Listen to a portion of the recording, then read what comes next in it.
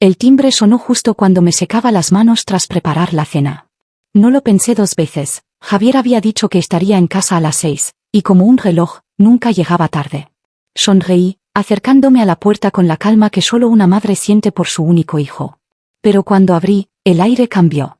Mamá, dijo Javier, con las mejillas enrojecidas por el viento, quiero presentarte a alguien muy especial. Este es el doctor Miguel Torres, mi mentor. Y entonces lo vi. El hombre junto a mi hijo extendió una mano, confiado, elegante, completamente sereno. Llevaba un abrigo a medida, una bufanda perfectamente anudada, el cabello entrecano peinado hacia atrás desde una frente que no había perdido su arrogancia con el tiempo. Su rostro era más afilado ahora, algo envejecido, pero esos ojos. Esa sonrisa. Congelados. Grabados en la parte de mí que aún gritaba por las noches. La garganta se me secó.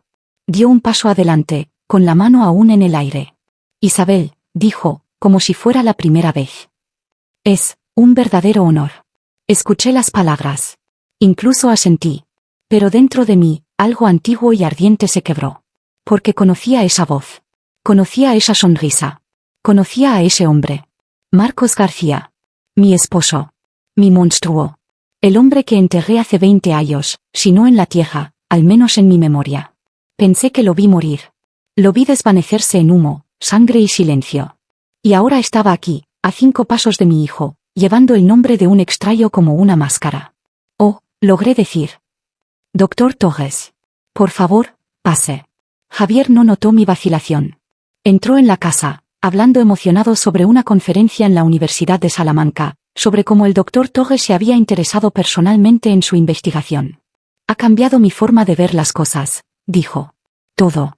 Cerré la puerta tras ellos, con los dedos temblando contra la madera. Marcos, no, Miguel, entró lentamente, observando el lugar como un hombre que mide paredes para demolerlas.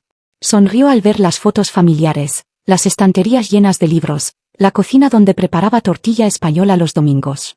La vida que había construido sin él. Una casa encantadora, dijo. Cálida. Te ha ido bien. Me giré antes de que pudiera ver la tormenta en mis ojos. Hace 20 años, pensé que lo vi arder hasta la muerte. Recé para que así fuera.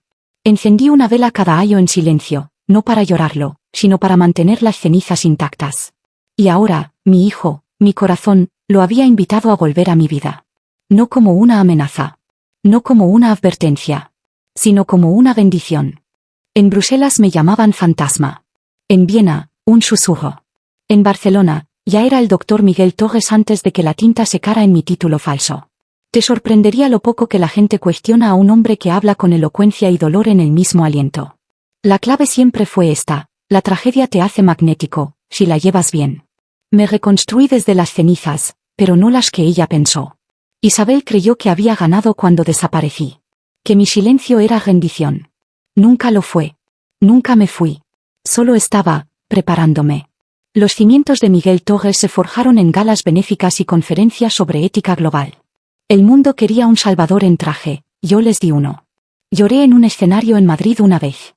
Les conté a una sala llena de empresarios que lo había perdido todo en un incendio, que mi esposa, inestable, había desaparecido con mi hijo. Me dieron una ovación de pie. Fue en Valencia donde vi el nombre de Javier por primera vez. Un artículo sobre salud rural, firmado por J. Morales. Algo en ese apellido me removió. Investigué. Mucho. Encontré registros de matrícula, entradas de blog antiguas, fotos. Mi hijo. Adulto. Hermoso. Mío. Tenía los ojos de Isabel, desafortunadamente. Pero el fuego en sus escritos, eso era mío. Lo sabía. Lo sentía en los huesos. Desde ese momento, todo cambió. Comencé a programar conferencias en el norte de España, en ciudades como Bilbao y Santander. Organicé una estancia como profesor invitado en una universidad modesta en Oviedo. Me presenté con el nombre que ya había ganado respeto internacional, Dr. Miguel Torres. Nadie lo cuestionó. Encontrarlo fue fácil después de eso. Lo conocí fuera de un seminario sobre bioética. Me presenté de manera casual. Elogié su argumento. Lo invité a un café en una plaza soleada. El chico estaba hambriento, de guía, de estructura, de una figura paterna que ni siquiera sabía que necesitaba. Y yo se lo di todo, generosamente. Se abrió en semanas. Habló de su madre con reverencia, pero también con distancia. Me crió sola, dijo. Nunca me contó mucho del pasado. Por supuesto que no. Esa siempre fue su estrategia. El silencio como santidad. El victimismo como poder. Ella piensa que no sé lo que hizo. Cree que no vi cómo me difamó, cómo escondió al chico, cómo se reinventó como un ángel de barrio en las afueras de Sevilla. Pero lo vi todo. Ella me lo robó. Pero soy paciente. Lo bastante paciente como para esperar 20 años por el jaque mate perfecto. No necesito violencia. No necesito fuego. Solo necesito la verdad, como yo decida definirla. Tu madre es extraordinaria, le dije a Javier la semana pasada. Pero compleja. Tenía episodios. Incluso entonces. Lo dije con suavidad. Con cuidado. La semilla no necesita florecer hoy. Solo necesita echar raíces. Y cuando lo haga, él se volverá hacia mí. Porque, ¿qué hijo no elegiría la luz sobre la sombra? Ella pensó que ganó. No lo hizo. No lloré cuando volví a ver a Marcos. Ni frente a él. Ni frente a Javier. Pero esa noche, cuando la casa estaba en silencio y mi hijo dormía arriba, me senté en el suelo del baño con el armario abierto y la luz apagada, temblando tan fuerte que apenas podía respirar. 20 años. Había enterrado ese capítulo como a un cadáver, sin atreverme a desenterrarlo. Pero ahora estaba en mi cocina, bebiendo mi café, riendo con mi hijo. A la mañana siguiente, conduje a Sevilla con la excusa de un taller de orientación psicológica. En realidad, me reuní con un viejo contacto en un rincón polvoriento de una biblioteca jurídica. Todavía me debía un favor. En unas horas, tenía copias del informe policial original, registros del cuerpo de bomberos y las fotos médicas que nunca se archivaron correctamente. Las sostuve con guantes de látex, con las manos temblando. Él casi me mató. Y todos lo dejaron pasar. Pero eso no fue lo peor. Hice un pacto con el diablo después del incendio. Cuando Marcos desapareció, presuntamente muerto, mi hermana Laura me ayudó a presentar la reclamación del seguro. Toma el dinero, susurró. Cría al chico. Empieza de nuevo. Y lo hice. Acepté los 200.000 euros del acuerdo. Construí esta casa. Le di a Javier toda la seguridad que pude construir. Pero si Marcos estaba vivo, si algo de esto salía a la luz. Saqué la vieja llave de una caja de joyas que no había abierto en una década. Grabada en un lado, Ginebra. La miré durante horas. El depósito aún existía. Guardaba las cintas. El kit de ADN. La carta que escribí para Javier en su 18 cumpleaños y que no pude entregarle. Pero abrirlo ahora podría significar prisión. Fraude. Ruina pública. No dormí esa noche. Y mientras yo dudaba en el miedo, Marcos avanzaba. Llevó a Javier a cenar a un restaurante de tapas. Lo invitó a asistir a sus conferencias. Le trajo una copia firmada de su último libro. Vi a mi hijo brillar como una vela encendida desde dentro, orgulloso, honrado, finalmente visto. Y entonces llegó el desliz. Dijo que te conoció una vez, me comentó Javier despreocupadamente durante el desayuno. Hace mucho tiempo. Dijo que eras, brillante, pero complicada. ¿Que tuviste una crisis una vez? Se me cayó la sartén. Las manos se me humedecieron. ¿Dijo eso? Ese. No quería cotillar. Lo dijo con respeto. Sonreí. Mentí. Dije que no recordaba a Miguel Torres. Pero sentí el cambio. Sutil, como una grieta en los cimientos. Me estaba erosionando, lentamente, metódicamente. Cambiando el suelo bajo los pies de mi hijo. Esa noche, busqué el nombre de Marcos en mi portátil. Rastreé dominios de correo, registros de donaciones, servidores encriptados. No se escondía, no realmente, se ocultaba a plena vista. Y entonces lo encontré. Una nube de respaldo vinculada a una cuenta antigua. Oculta dentro, un contacto guardado con un número español. Laura. Mi hermana. Estaba en contacto con ella. La única persona que conocía todos los secretos que enterré. La única persona que me ayudó a fingir su muerte. No había hablado con Laura en 6 años. Nuestras últimas palabras fueron amargas, escupidas en un pasillo de hospital tras el funeral de nuestra madre. Pero algunos silencios no significan paz, solo que algo está esperando a pudrirse. Abrió la puerta de su casa alquilada en Málaga con una bata de lana y zapatillas, el rímel corrido bajo un ojo. Olí el whisky viejo antes de ver el vaso en su mano. Mira lo que trajo el gato, dijo. ¿Vienes a pegarme o a darme las gracias? ¿Por qué está tu número en sus contactos? Pregunté. Su boca se tensó. Laura. Suspiró y se hizo a un lado. Entré en la sala donde crecimos, la misma alfombra gastada, el mismo sofá hundido de nuestra infancia en un pueblo cerca de Granada. Todo aquí seguía roto. No sabía que iba a volver, dijo, dejándose caer en el sofá con un golpe. Te lo juro, Isa. Me llamó una vez. Solo una. Después del incendio. Pensé que estaba muerto como todos, y luego, no lo estaba. Tú me ayudaste a presentar la reclamación.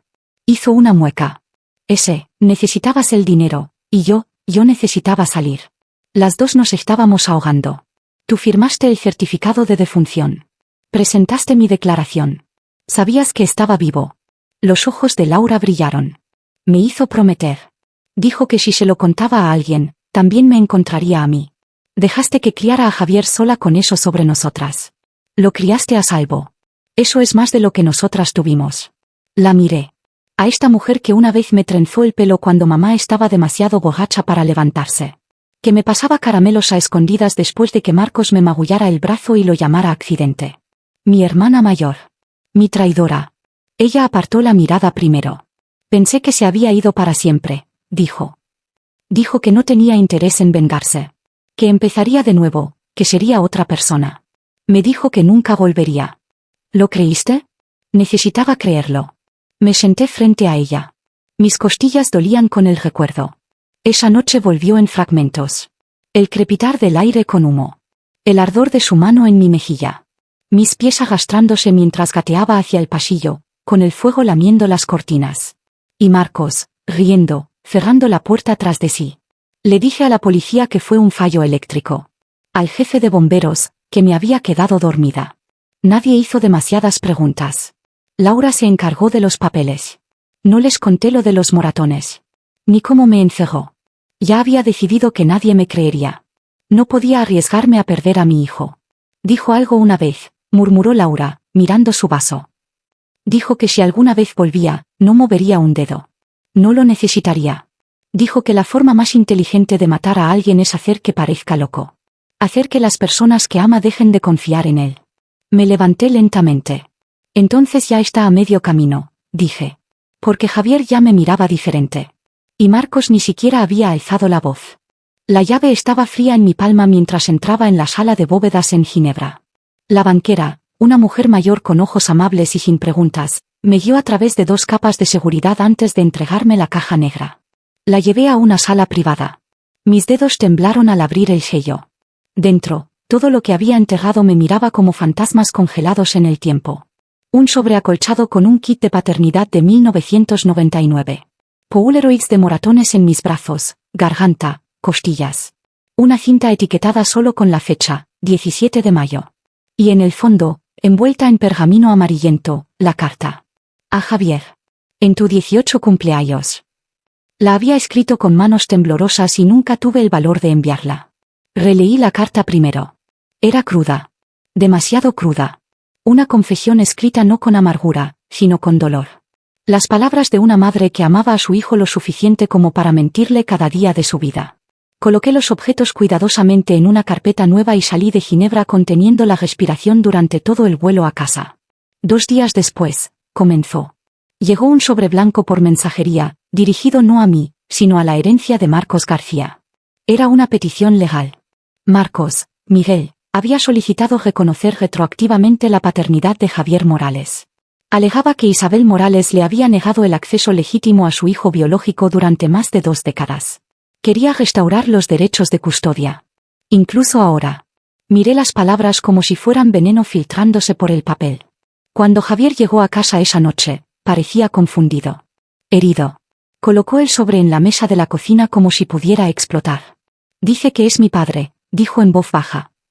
Y que tiene pruebas. ADN. Asentí. Lentamente, entré en mi habitación y regresé con la carpeta. La que había llevado a través de océanos. También tengo pruebas, dije. Y esto, extendí la carta sellada, es tuyo. La tomó sin decir palabra. No voy a explicarlo, dije. No me creería si lo hiciera. Pero deberías leer eso.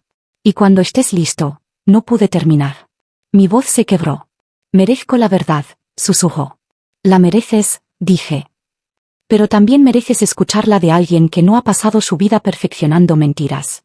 Salí de la habitación. Mis rodillas apenas me sostenían. No miré atrás. Esa noche, me senté en el pasillo fuera de mi dormitorio. La cinta sonaba en la habitación de Javier. No podía escuchar las palabras, solo el siseo amortiguado y algún pico ocasional de emoción. Luego, silencio. Esperé. La puerta crujió al abrirse. Me puse de pie, con el corazón latiendo, conteniendo el aliento. Pero Javier no dijo nada. Pasó junto a mí. Su rostro estaba pálido. Sus ojos, indescifrables. Sostenía la carta en una mano y la cinta en la otra. Se detuvo en la puerta principal. Y entonces, sin girarse, susurró: «¿Por qué no me lo dijiste antes?» No esperó la respuesta. Se fue. Y por primera vez en 20 años, me di cuenta, había hecho todo para protegerlo del monstruo de nuestro pasado. Pero nunca consideré el día en que él podría ir a buscar al monstruo por su cuenta. La audiencia se celebró en una sala beige en un juzgado de Sevilla que olía levemente a papel viejo y madera pulida. Nada dramático. Nada cinematográfico. Solo una mesa larga, un juez con ojos cansados y unas sillas demasiado incómodas para sentirse como justicia. Marcos llegó primero, por supuesto. Puntual. Impecable. Llevaba un traje de 3 piezas que lo hacía parecer más un hombre recibiendo un premio a toda una carrera que alguien que había construido un reino sobre mentiras. Saludó al secretario del tribunal con encanto. Asintió a la taquígrafa como si fueran viejos amigos. Y cuando entré, se giró hacia mí con una sonrisa. Cálida. Casi afectuosa. Como si esto fuera un reencuentro. No me inmuté. Señora Morales, dijo el juez, revisando los documentos frente a él. Ha presentado una moción para contrarrestar la reclamación de paternidad con pruebas que cuestionan la idoneidad e identidad del señor Torres. ¿Está preparada para proceder? Me levanté lentamente. Lo estoy. Abrí la carpeta y entregué el contenido: copias certificadas de los archivos de Ginebra, una carta notariada de Laura y la cinta, ahora digitalizada y transcrita. Mis manos no temblaron. El juez examinó los materiales, frunciendo el ceño. Tendremos que revisar la admisibilidad de las grabaciones más antiguas, pero esto, levantó la declaración de Laura, es significativo. Marcos seguía pareciendo tranquilo. Apenas. Señoría, dijo con suavidad, debo objetar la admisión de material emocionalmente cargado y no verificado, especialmente cuando se presenta como una táctica de última hora para interrumpir una legítima reclamación de restauración familiar. El juez alzó una ceja. La restauración familiar requiere una historia de presencia, señor Torres. Sus propios documentos admiten que no ha tenido contacto con el señor Morales hasta este año. Mi ausencia, respondió, no fue por elección. Lo vi inclinarse hacia la actuación, con la indignación justa en plena exhibición. Pero entonces pasó algo. Algo pequeño. Vio el USB en el escritorio del secretario, el que contenía la grabación. Lo sabía. Vi el destello en sus ojos. El tic en su mandíbula. El cálculo desmoronándose, momento a momento. El juez pidió un breve receso para examinar los materiales en privado. Marcos fue escoltado a una sala lateral para esperar. Lo que no sabía era que había arreglado que un amigo periodista, que me debía mucho, colocara una cámara oculta en esa área de espera. Cuando el juez regresó, su expresión había cambiado. Por favor, tomen asiento, dijo. No habló de inmediato. Solo golpeó el borde de la transcripción con un bolígrafo. En la grabación, la voz del señor Torres es claramente identificable. Sus declaraciones son amenazantes, explícitas y consistentes con un intento de daño. Además, la declaración proporcionada por la señora Laura, quien apoya la alegación de que el señor Torres fingió su propia muerte para evitar un proceso. Dado el peso de estas pruebas. Justo entonces, las puertas del tribunal se abrieron. Javier entró. Caminó por el pasillo, tranquilo y firme, y colocó una carpeta en el escritorio del juez. Prueba de ADN, dijo. Hice otra. Con un laboratorio independiente. Los ojos de Marcos se iluminaron. Pero Javier no se sentó a su lado. Se giró hacia la sala y habló con una voz que apenas reconocí, firme, pero llena de algo que hizo que me doliera el corazón. Quería creer que podía ser bueno, dijo. Que era alguien a quien podía admirar. Que tal vez la sangre significaba algo. Pero no es así. Miró directamente a Marcos. La sangre no es amor. Y las mentiras no te hacen padre. La sala quedó en silencio. Señoría, dije, si el tribunal lo permite, me gustaría reproducir la grabación. Se concedió el permiso. El audio llenó la sala. La voz de Marcos, cruel, burlona, sin filtros. Yo, llorando. Suplicando. El sonido del fuego crepitando. Sus palabras finales en la cinta. Nadie vendrá por ti, Isabel. Nunca.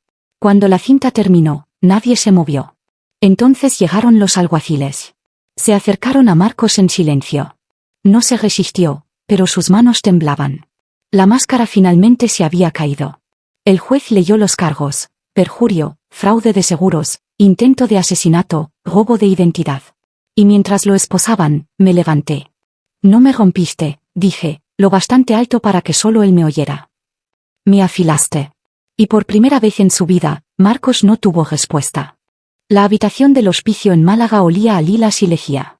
Laura parecía más pequeña de lo que recordaba, su cuerpo hundido en la cama, la piel pálida y suave como papel de cera.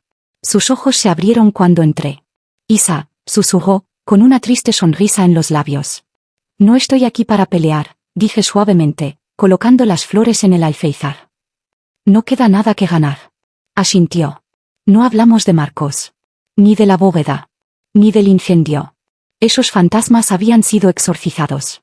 Me quedé con ella un rato. Le tomé la mano. Le conté sobre los planes de graduación de Javier, sobre cómo había vuelto a dibujar, como cuando era niño. Ella sonrió y cerró los ojos. Cuando llegó la enfermera, besé su frente y me fui, sintiendo que algo se aflojaba en mi pecho. Esa semana, Javier y yo nos sentamos frente a una terapeuta especializada en recuperación de traumas en Sevilla. Al principio, no podía mirarme a los ojos. Lo dejé entrar, susurró. Lo traje a ti. Extendí la mano y tomé la suya. A mí también me engañó una vez, ¿recuerdas? Dije. Entonces tú solo eras un bebé. Levantó la vista. Y por primera vez en meses, vi al chico que crié. El que una vez me llamó su mundo entero. Volví al trabajo unas semanas después. Lentamente. Silenciosamente. Mis clientes en el centro de orientación psicológica me recibieron con sonrisas cautelosas. Retomé la escucha del dolor de otras personas, pero algo en mí había cambiado. Ya no escondía el mío. Una mañana, llegó un sobre blanco por correo. Miré la dirección del remitente, Ministerio de Justicia, División de Fraudes, y me preparé. Dentro había una sola carta. A la luz de nuevas pruebas y las circunstancias que rodean el engaño del señor García, todos los cargos relacionados con su reclamación de 2004 han sido formalmente desestimados. Mi aliento salió en un suspiro silencioso. Cerré los ojos y dejé que me recorriera. Durante 20 años, guardé silencio porque pensé que la verdad nos destruiría. Pero al final, fue lo único que pudo salvarnos.